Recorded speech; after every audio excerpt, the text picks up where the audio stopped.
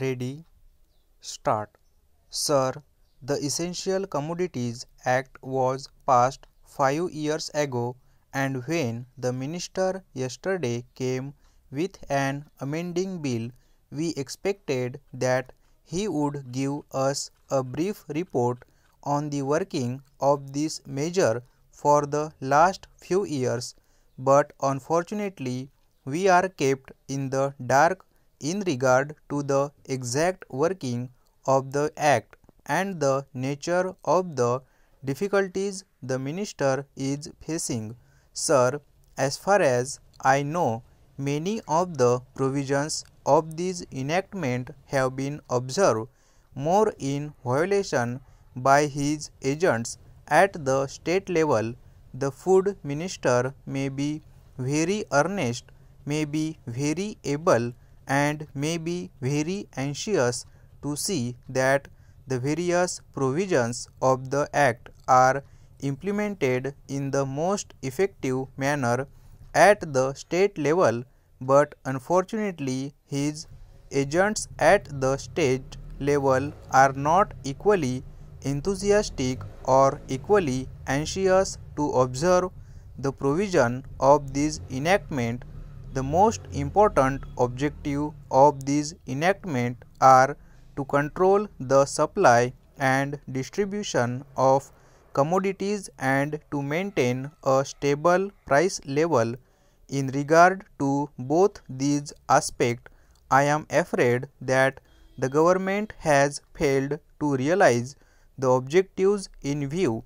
Some time past, when there was scarcity of food grain, attempts were made to make procurement from certain wholesale merchants and from rice mills. In my own state, I know of many instances of such procurement where, after making known that certain things had to be done and certain steps had to be taken by the merchant community, nothing was done later on by the government when they found that these very orders of the government were violated. As a result of the violations, there was a consequent rise in the prices of food grains. In respect of other commodities like iron and steel, paper, etc., we see a lot of speculative activities, but the provisions of the Act have not been brought to bear on them.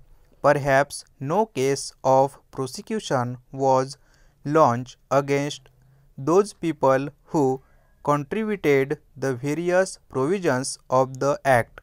We are interested to know in how many cases the government have taken steps to prosecute individuals who have violated the various sections of the Act.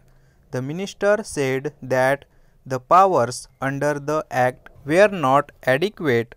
We sympathize with the food minister, but I want to know what action has been taken in this regard by the various state government. In regard to the amending provision, I want to know from the minister what should be his difficulty even if minor offences are taken to courts of law. For instances, the Motor Vehicle Act deals with various offences, both major and minor, and various minor offences under the Act are taken to courts and people offences under the Act are taken to courts and people are prosecuted.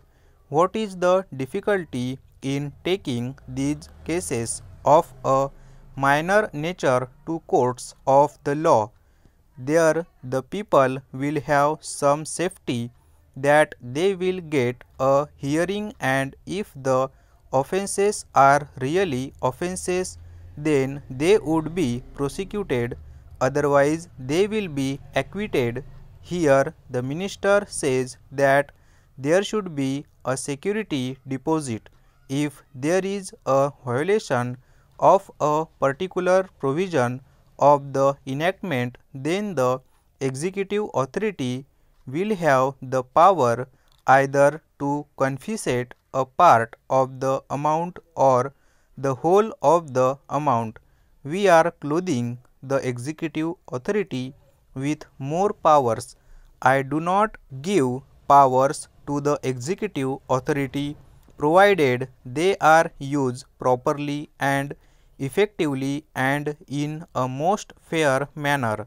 But unfortunately, there have been discriminations apart from the ineffectiveness of the various provisions. Wherever these provisions were used, there had been discriminatory use of these provisions against a few or in favor of a few. Normally, when officers are clothed with more powers, there is large scope for corruption.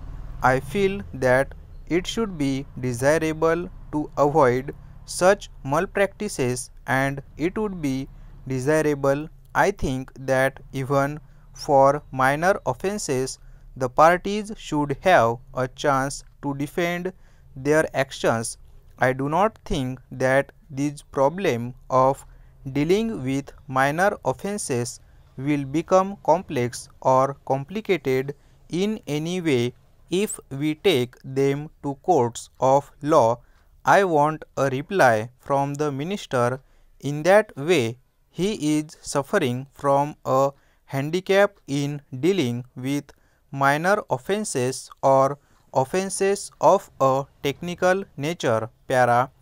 The honorable member made the point that even if this thing was acceptable to the House, he did not know that amount would be demanded as security. So the minister should tell us what amount is normally expected from a licensee in all cases and what the offences are which are of a technical or minor nature which he has in view.